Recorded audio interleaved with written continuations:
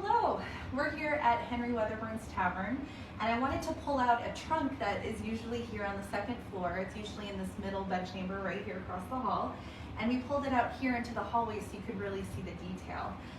It's one of my favorite trunks in the collection. We have quite a few trunks that we've collected over the years, but what I love about this trunk is that it's in such pristine condition.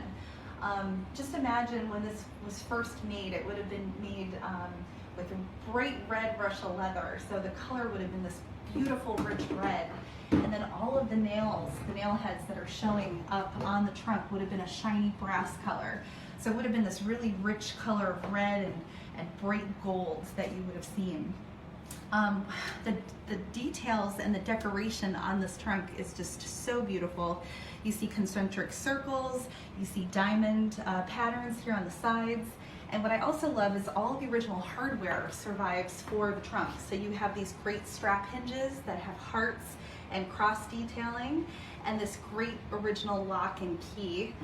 The lock has this great little crown, brass crown decoration here. And what's great about this trunk is it actually tells you exactly what year it was made. You can look and see the year 1743 here at the top of the trunk. And I love when objects tell you what year they were made. They're sort of like a little gift from the maker to us, because it kind of takes that guesswork of having to try to decide exactly what year this could have been made. Now I'm going to open it because I think that you guys all need to see the interior. It's not normally on view in an open state, so getting to see it is really exciting. I'm just going to lift the lid right here and let you guys come nice and close so you can see it. This has the original lining. So what you're seeing is this beautiful marbleized paper that was glued to the interior of the trunk. And what that did was it provided sort of a way to keep things from coming into the trunk. As you can see at the bottom, that these are just wooden slats that were nailed together. So as that would expand and contract, you didn't want pests and things to come into the trunk. So what a lining did, sometimes they're fabric, in this case it's paper, it sort of created a seal to keep everything out.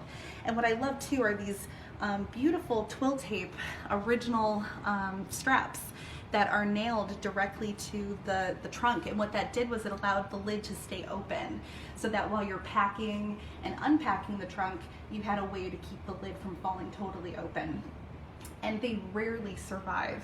So usually when I open our trunks in our antique collection, they're completely ripped out and all you can see are the nails that are sometimes still inside, with maybe a little scrap of the twill tape left.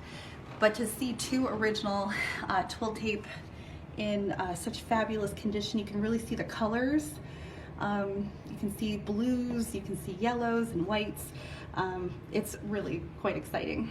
And the other thing that makes this trunk so special is that it still has the original maker's label glued inside the lid. So here it tells you that Henry Nichols was a trunk maker here in London, in England, and that he was making trunks and portmanteaus and fire buckets, and what kind of where his business was even located. It tells us it's in Cheapside in London, and what he offered to his customer. So it's a pretty great trunk. You don't usually see maker labels, original linings survive, and original tapes. So it's just a really special piece to me.